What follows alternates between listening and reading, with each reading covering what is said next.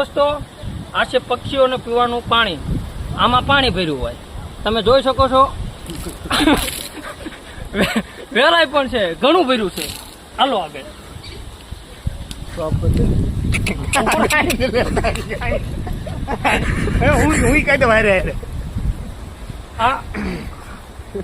આનું આપણને આવડતું નથી. આગળ આવો.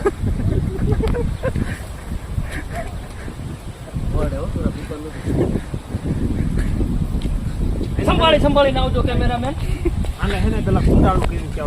આને કહેવાય સર્કલ. આનું કારણ છે આમાં પાણી ભર્યું રહે.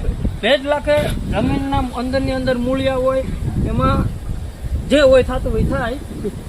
આપણે શું આને કહેવાય વડ. વડ જ છે ને? વડ જ છે ને? આને કહેવાય વડ.